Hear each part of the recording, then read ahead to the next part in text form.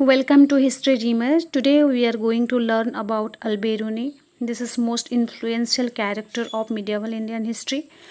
This character is also coming under the third semester of fifth paper.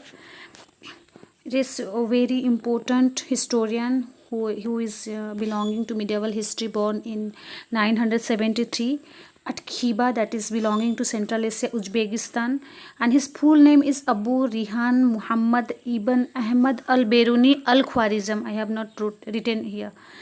तो उन्हें और क्या बोला जाता है ना, polymath during the Islamic golden age. उनको एक मतलब वो एक एनसाइक्लोपीडिक कैरेक्टर थे, जो कि उनका बहुत सारा नॉलेज था. उनका मैथ में नॉलेज था, उनका इंडोलॉजी, जो कि इंडिया को कैसे प्रेजेंट करेंगे, और इंडिया के बारे में बहुत कुछ वो अच्छा लिखे हैं. जो कि एक इस्लामिक मैन होकर भी वो इंडिया को इतने अच्छे से उनका कल्चर को स्टडी किए हैं, और उनके एंटिक्विटी के बारे में बहुत साधे से रिप्रेजेंट की है, जो कि बहुत सारे हिस्टोरियंस उनको फॉलो करते हैं, और उनका बुक्स को आज a source of primary source के जैसे उसको एक्सेप्ट किया जाता है इन मिडिवल हिस्ट्री. और क्या बोला जाता है उनको, फादर ऑफ कंपैरेटिव रिलीजन. और रिलीजन के बारे में बहुत कुछ प्रेजेंट किए हैं, जो कि जैसे कि हिंदू लोग क्या सोचते हैं कंपैरेटिव मतलब रिलीजन के बारे में, इस्लामिक रिलीजन के बारे में क्या सोचते हैं, और इस्लामिक रिलीजन में क्या है, हिंदू रिलीजन में क्या है, उनका और इस्लामिक रिलीजन में कंपैरेटिवली कौन सा चीज़ ऐसे है जो कि सिमिलर है, ऐसे टाइप का वो बहुत कुछ प्रेजेंट किए हैं. और फादर ऑफ मदर जियोडेसी, जैसे कि वो जियोग्राफी के बारे में बहुत सारा नॉलेज रखते थे. जियोग्राफिकली जितना रिप्रेजेंटेशन है इंडिया का उसको भी प्रेजेंट किए हैं. और उनको फर्स्ट एंथ्रोपोलॉजिस्ट भी बोला जाता है, जो कि वो एक जैसे कि वो आज a historian, he was a first anthropologist. He wrote something about the anthropological representation of human beings, ऐसे ही वो प्रेजेंट किए हैं. और उनका तो बॉर्न हमको पता चल गया है, जो कि अभी सेंट्रल एशिया का खीबा जो था उसका अभी का नाम है ख्वारिज़म. और वो सुन्नी, जो इस्लाम में जो 2 टाइप्स ऑफ डिवीज़न है, एक है सुन्नी और सिहा. ये जो बिलोंग करते थे सुन्नी बैकग्राउंड से बिलोंग करते थे. इनका जो ग्रुप था सुन्नी था, और उनका जो क्रीड था, जो बोलते हैं उनका जो क्रीड था वो था असारी. हाँ, ये बहुत इंपॉर्टेंट है. ये बहुत छोटा क्वेश्चन है, बट ये क्वेश्चन आ जाता है वो कौन सा क्रीड से थे. जैसे हैं तो उनका क्रीड जो था असारी क्रीड था. ठीक है, फिर देखते हैं उनका नोटेबल वर्क्स क्या है, वो कौन सा वर्क्स जो कि contribution to society to medieval history, क्या कौन सा चीज़ में वो कंट्रीब्यूट किए हैं ज़्यादा. तो उनका एक जो वर्क्स है, उनका वर्क्स का एक है the remaining science of past centuries के बारे में कुछ लिखे हैं, ऐसे बुक का नेम टाइटल देकर. और उनका जेम्स है इंडिका मतलब जो इंडिका में जैसे रिप्रेजेंट हुआ है, वो ऐसे कुछ इंडिया के बारे में ऐसे प्रेजेंट किए हैं, जो कि इंडिका के माध्यम से मतलब एक क्या बोलते हैं, जैसे कि डायरेक्ट बुक नहीं है, मतलब वैसे ही कुछ आर्टिकल के जैसे वो प्रेजेंट किए हैं. द मसूदी कैनन, इसका नाम होता है मसूदी कैनन. और क्या है ना, अंडरस्टैंडिंग ऑफ एस्ट्रोलॉजी, इसको भी बोले हैं. एस्ट्रोलॉजी के बारे में भी वो लिखे हैं. और ही आल्सो ट्रांसलेटेड द योगा शास्त्र ऑफ इंडियन सेज पतंजलि को, उसको भी ट्रांसलेट की के नया सा टाइटल दिए हैं. और टाइटल का नाम होता है क्या, तर्जमात किताब मुतुंजली. ओके, तर्जमात किताब मुतुंजली फिल कलास में अल इर्तेबिक जैसे लिखा है, इसको नोट्स कर लेने से हो जाएगा. जैसे कि तर्जमात किताब अल मुतुंजली और फिल कलास में अल इर्तेबिक, तो ऐसे टाइप का उनका टाइटल है, जो कि बुक को ट्रांसलेट किए हैं योग शास्त्र को, जो कि अरबिक लैंग्वेज में वो ट्रांसलेट किए हैं, जो कि अरबिक लोग पढ़ने के लिए. तो ऐसे टाइप का उसका टाइटल दिया गया है. फिर से है क्या, he was also pharmacist, like pharmacy on drugs and medicine, ऐसा भी एक बुक लिखा गया है, उसका नाम होता है क्या, pharmacy on drugs and medicine. And also he also wrote a book that is Astrolabe and a short history. This is also written by him. History of Mahmud of Ghazni and his father, ऐसा भी एक book है जिसका नाम होता है history of Mahmud of Ghazni and his father. और एक है हिस्ट्री ऑफ फारिज्म, ये भी है हिस्ट्री ऑफ फारिज्म. और ये जो बोली पहले history of Mahmud of Ghazni and his father, ऐसा बुक का नाम लिख लेना चाहिए, जो कि बहुत इम्पोर्टेंट है और इसके बारे में बहुत सारा इन्फॉर्मेशन बहुत जगह से नहीं मिलता। तो इसके लिए हमको यहाँ इसको लिख कर और ज़्यादा से ज़्यादा नोट बना के पढ़ना चाहिए, जो कि बहुत सारा बुक जो कि बहुत इंपॉर्टेंट बुक हमने बताया यहाँ पे। एस्ट्रोलॉजी की इम्पोर्टेंट चीज़ है, ये बहुत सारे जगह नहीं मिलता। और इस short history written by him also, history of Khwarizm also written by him, history of Mahmud of Ghazni and his father also written by him. This was very important thing. तो और क्या है, और एक चीज़ है जो कि बहुत इम्पोर्टेंट है, जो कि उनके द्वारा लिखा गया था, जिसे कि सबको पता है, जो कि अल-बेरूनी क्या लिखे हैं। जब क्वेश्चन आता है सबके दिमाग में यही आता है, किताबुल हिंद। तो किताबुल हिंद एक ऐसा चीज़ है जो कि is considered as one of the most unbiased works of the time period, gave socio-religious condition of India, जो कि भारत का सामाजिक और सामाजिक और धार्मिक विषय में तथ्य देता है, जो कि बहुत इम्पोर्टेंट है, अनबायस्ड है, मतलब बायस फ्री है, जो कि जिसमें पार्शलिटी नहीं हुआ है, और आराम से उसको बहुत सही तरीके से उसको प्रेजेंट किए हैं, और हिंदू सोसाइटी के बारे में, भारत की सोसाइटी और रिलीजन के बारे में। The work is divided into 80 chapters, इसका चैप्टर का जो डिवीज़न है वो है 80 इन नंबर्स, 80। तो फिर क्या है ना, focus of the book was, कौन सा इसका ये बुक का फोकस किस किस चीज़ में है ना, पीपल के ऊपर है, पीपल के ऊपर है, देयर कस्टम्स के ऊपर है, रिलीजन के ऊपर है, फिलोसॉफीज़ के ऊपर है, cultures, festivals and science rather than Kings, battles and polity. बहुत सारे हिस्टोरियंस उस टाइम में क्या लिखते थे, हमको सबको पता है कि हिस्ट्री का मतलब होता है राजा और रानी के बारे में पढ़ना। तो बहुत सारा ऐसा राइटिंग है जो कि बैटल्स के ऊपर में है, किंग्स के ऊपर में है, क्वींस के ऊपर में है, पॉलिटी के ऊपर में है, लेकिन ये ऐसे नहीं है। ये बुक बहुत आराम से लिखा गया है, पीपल जो कस्टम्स के ऊपर में, उनके रिलीजन्स के ऊपर में, फिलोसफीज़ के ऊपर में, कल्चर्स के ऊपर में, फेस्टिवल्स के ऊपर में, साइंस के ऊपर में, और बहुत मास्टरपीस जब बोलेंगे तो ये बुक को कुछ भी प्रॉब्लम नहीं होगा, जो कि बहुत अच्छा सा बुक है, जो मिडिवल हिस्ट्री को पूरा रिकन्स्ट्रक्ट करता है, हिस्ट्री ऑफ मिडिवल इंडिया। और फिर देखते हैं ही इन्फॉर्म्स, मतलब ये जो बुक के माध्यम से क्या इन्फॉर्म्स करते हैं, that the chaturvarna system existed in society, no interdining, intermarriage with different caste. और कौन सा इन्फॉर्मेशन देता है, बोलता है चतुर्वर्ण सिस्टम भी सोसाइटी में एग्जिस्ट कर रहा था, जो कि ब्राह्मण, क्षत्रिय, वैश्य, शूद्र ऐसा सिस्टम भी था। और नो इंटरडाइनिंग, कोई लोग साथ में बैठ के नहीं खा सकते थे, कोई से कास्ट ऊपर कास्ट और नीचे कास्ट वो लोग नहीं खाते थे बैठ के। और इंटर मैरिज भी नहीं था, किसी कोई अदर कास्ट में नहीं था। जो पूरा सच्चाई है उसे वो रिप्रेजेंट किए हैं। तो फिर क्या है ना, बोलते हैं due to the decline of trade activities, जब ट्रेड का एक्टिविटीज़ कम गया तो उस टाइम में क्या हुआ ना, वैश्यस जो थे they are degenerating to the status of Shudras.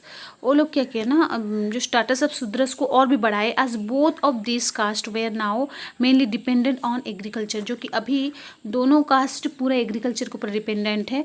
They were punished by having their tongue cut off for reciting the Vedas. और क्या ऐसे जो 200 कास्ट जो से शूद्र वाला है, तो शूद्रस को क्या बोला जाता है, जब तुम लोग वेदा पुराना जब पढ़ोगे तो तुम्हारा जीभ काट लेंगे व टोंग को निकाल लेंगे। तो ये भी एक बहुत बड़ा सा एक सोसाइटी का डिस्क्रिमिनेशन था, वो भी उसे भी मार्क किए और उसे भी वो रिप्रेजेंट किए। फिर देखते हैं और क्या है, ही translated 2 books into Arabic, 2 book को अरबिक में लिखे थे।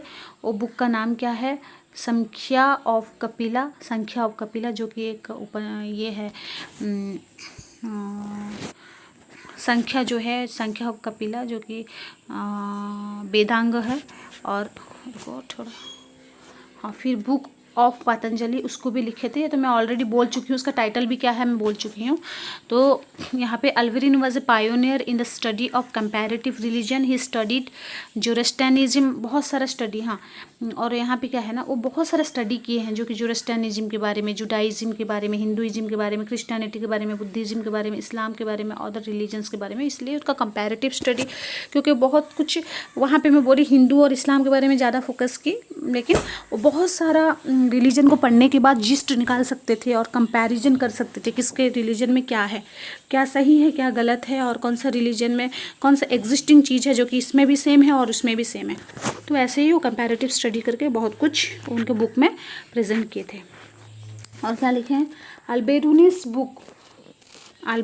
Book on the pharmacopoeia of medicine list synonyms for drugs names in Syrian, Persian, Greek, Baluchi, Afghan, Kurdi and some Indian languages. उनका ऐसे भी बुक्स था फार्मेसी के ऊपर में जो कि बहुत सारा मेडिसिन के बारे में बोलता था और सिनोनिम्स मतलब बहुत सारे लैंग्वेज में भी ट्रांसलेट हुआ है, जैसे कि पर्शियन के बारे में, ग्रीक, बलूची, अफगान, खुर्गी, ये सब जो है बहुत सारा। Alberuni's book on the pharmacopoeia of medicine list synonyms, माने बहुत सारा जो जितना उनका सब मेडिसिन में जो सब है उसका सिनोनिम्स सब उसको इक्वल आता है, ये सब जो बलूची वाला, ग्रीक वाला, अफगान वाला मेडिसिन के साथ लैंग्वेजेस में बहुत सारी इक्वालिटी आता है। तो social condition of India, it was also written by and it was also represented by Alberuni, a great and influential historian.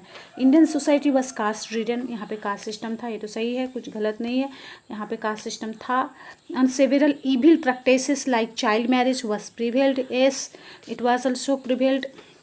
Prohibition of widow marriage, sati, jauhar existed in Hindu society. Prohibition of there was some people they were also prohibiting, but it was not prohibited that time. Widow marriage was there, sati daha pratha was there, jauhar existed in the Hindu society. तो ऐसा Hindu society में already था पहले से। वो बोल रहे हैं कि antyaja and untouchables who lived outside towns और विलेजेस, और बहुत कुछ थे जो कि उनको बोलते हैं अंत्यजा एंड अनटचेबल्स, मतलब उनको अनटचेबल भी बोला जाता है और उनको बोला जाता है कि वो लोग बाहर रहते थे, मतलब विलेज के टाउन्स के बाहर रहते थे। His comparison between the Indian and Persian societies conclude that social division was not unique to India, मतलब वो और भी कंपेयर किए कि भारत का सोशल कंडीशन क्या है और अरब का सोशल कंडीशन क्या है। तो उनका कहने का मतलब हर जगह कुछ ना कुछ सोशल डिवीज़न रहता है और है भी और रहेगा भी। तो फिर क्या है ना, concept of social pollution prevalent in the caste system. Caste system में एक ऐसा था कि सोशल पॉल्यूशन सिस्टम था, जो कि कोई जब ब्राह्मण सेक्शन है वो जब लोअर सेक्शन का शैडो भी मार लिया तो शैडो भी जब क्रश कर लिया तो उसे नहाना पड़ता था, मतलब पॉल्यूशन, वो सोचता था मैं पॉल्यूट हो गया। तो फिर देखते हैं, अल्बेरूनी कॉल्ड इंडियन सोसाइटी आज ए क्लोज्ड सोसाइटी, उसको क्लोज सोसाइटी बोला जाता है, ठीक है, क्लोज्ड सोसाइटी बोला जाता है, क्लोज सोसाइटी बोला जाता है उसको। मतलब कैसे, जैसे कि बोलते हैं कि सोसाइटी में मतलब society which had become stagnant, वो एक स्टैग्नेंट पोजीशन में रहता है, मतलब ऐसे खड़ा होके मतलब ऐसे स्टॉप पोजीशन में रहता है, मतलब हिलता नहीं डोलता नहीं। तो and they emphasized on religion and traditions which had become hindrance to development of science, मतलब ऐसा कुछ है जैसे कि उनका साइंस है बट साइंस ज़्यादा डेवलप नहीं हो पा रहा है, क्यों ना, क्योंकि उनके वहाँ पे क्लोज्ड सोसाइटी रहता है, मतलब वो लोग का स्टैग्नेंट रहता है, वो ज़्यादा शेयर नहीं करते, ज़्यादा किसी को देते नहीं, ज़्यादा अपना ट्रेडिशन में ही रहते हैं, तो उसके लिए इसका एक हिंड्रेंस बन जाता है साइंस के लिए। तो फिर क्या है, वुमेन्स लेड देयर लाइफ प्रिकारियसली, ये तो पता है हमको, वुमेन का कंडीशन बहुत ख़राब था इंडिया में, क्योंकि वहाँ पे चाइल्ड मैरिज था और विडो था, विडो सिस्टम था, और ये था सतीदाह प्रथा था। विडो रीमैरिज नहीं था, यहाँ पे मैं ऐसे गलत से लिख दी हूँ गलती से। तो फिर देखते हैं, ही स्टेट्स, वो एक बार ऐसे बताए, कुछ कैसे बताए, वो बहुत अच्छा एक स्टेटमेंट है, ये एग्जाम में भी पढ़ जाता है कि ये स्टेटमेंट किसका है। तो वो बोले हैं कि he states the Hindu believe that, Hindu सोच रहे हैं कि उनसे बड़ा कोई नहीं है, जैसे कि हिंदू सोच रहे हैं कि that there is no country but theirs, अपने कंट्री जैसे किसी का कंट्री नहीं है, नो नेशंस बट देयर्स, उनके नेशन के जैसे किसी का नेशन नहीं है, नो किंग बट देयर्स, उनके किंग के जैसे किसी का किंग नहीं है, नो साइंस लाइक देयर्स, उनका साइंस के जैसे साइंस नहीं है, दे आर हॉन्टी फुलिशली भेन, वो लोग बोकामी के जैसे सोचते हैं, मतलब ये सोच तो सही नहीं है, कभी भी नहीं सोचना चाहिए, क्योंकि हम बेस्ट है सोचेंगे तो कंपटीशन नहीं होगा, और हम लोग दूसरे को बेस्ट नहीं सोच पाएंगे तो हम लोग का चीज़ भी और साइंस भी स्टैग्नेंट हो जाएगा, सोसाइटी भी स्टैग्नेंट हो जाएगा। सेल्फ कंसीव्ड थे वो लोग एंड स्टोलिड। वो लोग बहुत मतलब सेल्फ सेंट्रिक थे, सेल्फ के बारे में ज़्यादा सोचते थे और खुद का रिलीजन को ज़्यादा अच्छा समझते थे, खुद का साइंस को बहुत अच्छा समझते थे, खुद का हर कोई चीज़ खुद का ही बहुत अच्छा समझते थे। और क्या था ना, यहाँ पे था the haughtiness is such that if you tell them of any science और स्कॉलर इन खुरासन और Persia they think you both are ignorance और लायर। जब कभी बोल दोगे ऐसे आप जब उनको बोल दोगे, जब सच्चाई बोल दोगे कि आप उनका हॉन्टीनेस इतना था, मतलब वो लोग अपने आप को इतना बड़ा समझते थे, तो जब उनके सामने बोल दोगे कि साइंस के बारे में कि खुरासन में बहुत बड़ा, खुरासन मतलब कहाँ पे है, वो अफगानिस्तान की तरफ है, तो सेंट्रल एशिया का वो पार्ट है। तो बोलते हैं जब वहाँ पे कोई एक अच्छा साइंटिस्ट है जब बोल दोगे तो वो बोलेंगे ये एक झूठा है और ये इसका इतना नॉलेज नहीं है, ठीक है। और क्या बोले हैं ना, according to him Hindus considered Muslim violent. तो वो बोलते हैं कि ये लोग हिंदू लोग सोचते हैं, मतलब उनके बुक में वो लिखे हैं कि ये हिंदू लोग, मतलब क्योंकि वो हिंदुस्तान के ऊपर लिखे हैं तहकीकी हिंद, और बुक का नाम है तहकीकी हिंद या कि किताबुल हिंद। तो बोलते हैं कि वो लोग सोचते हैं, हिंदू लोग सोचते हैं कि मुसलमान जो हैं, मुस्लिम्स हैं, वो वायोलेंट इम्प्योर है, मतलब वायोलेंट भी है, इम्प्योर भी है।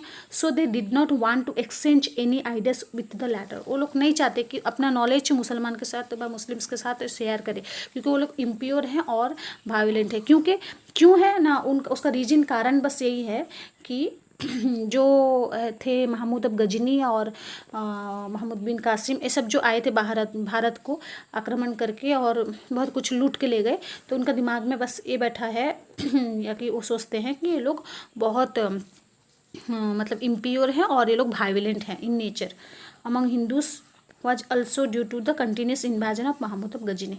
महमूद अब गजनी के लिए वो लोग इतना सोचते हैं। तो ऐसा ही कुछ था उनके बारे में, और बहुत कुछ है, बट ये जो था बहुत gist of Alberuni's book, and also I have also written it and I have also uploaded in my previous video that was based on medieval का सोर्सेज जो है, मिडिवल सोर्सेज में मैं इसको दी थी, और वो बहुत छोटा सा है और क्लास में भी मैं पढ़ाई हूँ, जो कि बहुत छोटा सा है, मतलब एक पार्ट ऑफ लिटरेरी सोर्सेस है। बट मैं यहाँ पे जो बोली इस टाइप का ही लिखा जाएगा, और ज़्यादा से बड़ा नोट करने के लिए ऐसे ही है, जो कि पूरा सोसाइटी को कैसे स्टडी किए हैं और सोसाइटी के बारे में क्या अच्छा लिखे हैं क्या बुरा लिखे हैं। लेकिन वहाँ पे वो इसको बहुत ऑथेंटिक सोर्स माना जाता है, क्योंकि वो कुछ भी गलत नहीं लिखे, जो सही था जो था वो ऑब्जर्व किया और उसे लिखे, तो इसलिए उनको बोलते हैं ग्रेट हिस्टोरियन। बाकी साइंटिफिक हिस्टोरियन या कि उसको बोला जाता है मिडिवल टाइम के, जो कि उनको बोला जाता है unbiased historian also. This was my video, thank you for watching this video.